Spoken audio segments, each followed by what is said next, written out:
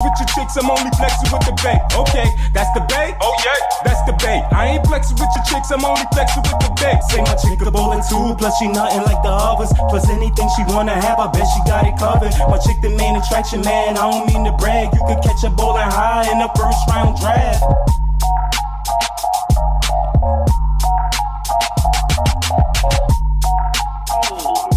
Hey, yep. Yo. Hey. Hey, man, what's up? What's poppin'? Well, we got you. Okay, I'm like, yo, what's good? I know you ain't standing us up tonight.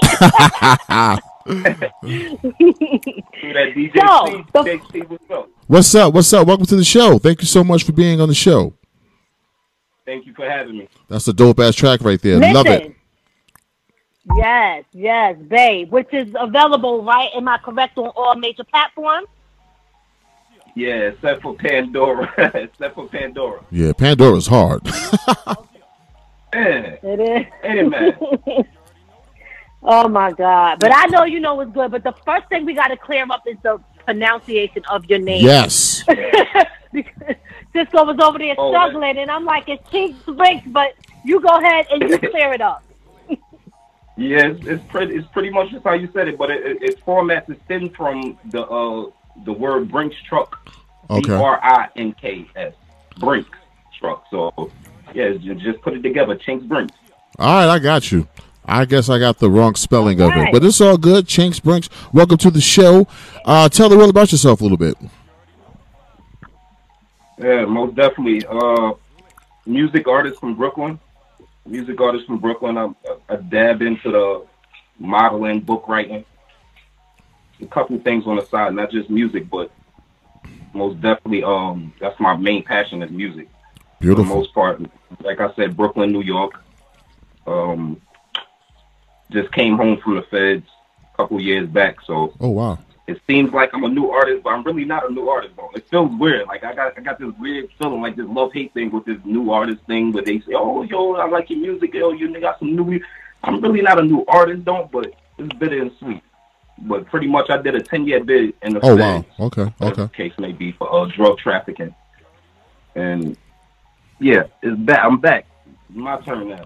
All right. Well, 10 years, people probably, So you're kind of new to the new generation, so it's all good, brother.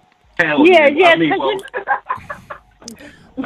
you know how it is. You new to them. Yeah, exactly. Yeah, that's a fact, though. And it's funny that y'all say that, right? Uh-huh. This is no BS. I cannot make this up. And it's how, like, me being, 33, usually dudes don't throw their age out there, especially being artists, and especially not being of that age bracket. Yeah. Dudes don't, but I'm 33, right? And it really just dawned on me, and it really just hit me, like, I think, maybe a good 2 months ago.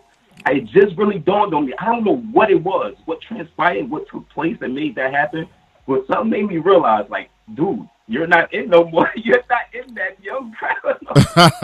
And it hurts me. I'm gonna keep it all the way 1,000. Yeah. It hurt me. It almost hurt me. I'm like, it felt weird. Like, what do you mean, me? It's young things. But yeah, I had to take a second and realize, like, no, you're not a part of that cool. Man, you are still cool. 30 is the new 20. Shit. I'm gonna tell you right now. I think you still the coolest person I see right now. Because every time I tune in to one of your lives, your shit be popping. I be telling Cisco, he needs his own straight reality show. Have you ever thought about doing that? Yeah, right. But I'm not gonna lie. I would want my family. I think I'm dope. My family is doper. My family, like, I got two other siblings. This is what I told Lady Miz. I promised her a special gift after this. You feel what I'm saying? For her being so real, I promised her a special guest appearance with two of my siblings, real brothers, blood brothers. All three of us rap. We're called the Splash Brothers. It's all three of us. Oh wow! Okay. And yeah, like I got y'all.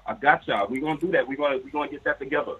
That's what's Shout up. out to my brothers, man. I'm looking forward Brooklyn to that. Dream, SDCP, EMG, Ecstasy Music Group, New Wave. Nice. So what? Okay. So what part of Brooklyn you rep? Brownsville. That's what's up. All right. Never ran, never will. Okay. Never ran, never will. Okay, so listen, talk to us about, the music that you have out right now, and like, is the Babe the main single that you pushing at this moment? Are you pushing any other music? Talk to us about that. To be honest with you, with me having full control over my music, I'm gonna be honest. I don't have a set format, and I try not to delve into set formats when it comes to dropping, releasing, and more so. I experiment. I let the fans dictate what's coming out next and what's hot for me and what I should try out and things of that nature. So right now I'm steering into the pop culture, more of the softer music, because when I first came home, like I said, I came from the feds, man. I got a lot of stuff to get up out of me, man. And yeah. A lot of angry stuff. There was a lot of angry stuff. So, I caught myself getting comments like from my niece, especially my niece. My niece was like, "Uncle, man, I like your music, man, but I catch myself keep on shaking my head too hard to your music." So I said, you know what? I made a promise. I was like, I'm gonna make some better music. So when it comes, not better music, some softer music, that the kids can vibe to, like, okay, me helping. I thought that, like I said, I was telling Lady Miz, like, people have their picks and choose. People want to hear certain artists talk about trap, talk about dope. People want to hear certain artists talk about killing. They don't want to see it from certain artists. So yes, people could assume that, hey, such and such made it because he was talking about selling dope and shooting guns. But you can go and do that as an artist and sell drastically. Like, the people would not want it from you. And it's crazy because I catered to the streets. I catered to the streets and all of my beginning music, and the streets ain't catered back to me. And I realized, like, how was I able to still, sustain, going through all of these issues or whatever, and the fans and the loss of fans, the gain of fans. And literally, dude, you're not part of, like, going back to what I was saying, you're not part of the cool age no more. So yeah. you gotta tighten up and make certain sounds and tunes that's gonna cater to the crowd. That fits your right. Yeah. I didn't want to do that. My thing, I felt like if I catered to them, it was like me submitting and being like, okay, well, my style ain't working. But it wasn't that. It was literally, I had to think, like, hold on, you tripping. All you got to do is just add it to your arsenal. Exactly. It's not about just swagger jacking. It's not about being submissive, yielding, folding to their likes and wants. No. It's literally catering to them. If that's what they want, for the time being, show your skills, show your talent as an artist. Because one thing I always said, right? They always say mumble rap this, mumble rap. I'm against it. I don't really like the mumble rap. But one thing I don't do is I don't speak against it, because at the end of the day, it's feeding a lot of people. Yeah. You know what I'm saying? That mumble rap stuff is feeding a lot of kids. And let's be honest. There's more young black entrepreneurs in this world, especially dealing with music, than there's ever been. Yeah.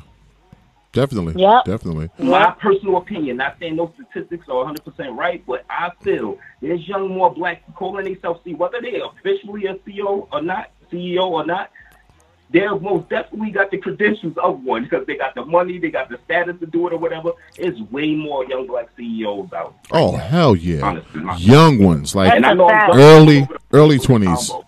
Yeah. Hey, Chynxx, Hey, Chynxx, but like when you just said about making like softer music, that reminds me of an artist named Flo Rida. Do you guys know Flo Rida is a gangster? And he no, I didn't know that. Yes, I didn't either until I did some research on him. He started out hardcore rapping. He was like, "Yo, it's something that my fans wasn't feeling, so I started making pop music." He is a true gangster. That's a fact. Yeah, that's a fact. Because you have to think about. Okay. A lot of people, they think because a person don't listen to it or don't want that they're not fucking with you. Yeah. No, that's not the case. They don't want to see you go down that path. Exactly. Like talk about, I'm gonna kill you, your mother, your cat, and your dog. And they lying. And they lying anyway. They really don't have a love for that artist. Yeah. As in seeing them, you know, to the next level, or seeing, you know, loving him as a human being. Yeah. No, they just love him as an artist. So they want to see all the entertaining shit and, you know, running around getting crazy, shooting shit. They want to see that. But if they honestly love you, they will literally sit there and listen to you say, I got $4, $4, $4, $4, got $4. And they got $4.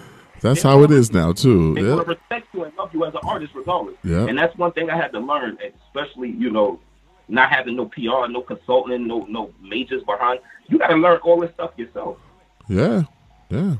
And you know what? I gotta make a comment to one of the things that you said that stood out to me is because you said, you know, like, you had to change your music. And if you listen to some of the people who are great now, like, for example, Jay-Z, he started off talking, you know, hard street shit, but then he started educating people. He still talks that shit a little bit. But if you listen to the 444 album, he's dropping a lot of knowledge in that album that some people don't understand, because what is he saying? Exactly what J. Cole said in one of his songs, and I can't remember the name right now, but he's saying to that kid, he was like, when you get, you know, when you start to get older, your fans don't want to hear all that. They're not going to show up to your shows because they mature and they're not going to be about that life.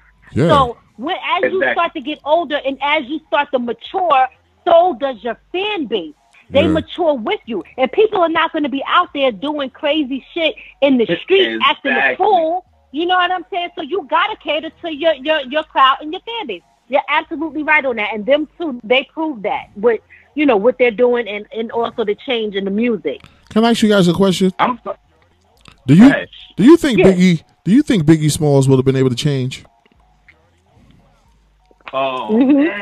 No, that's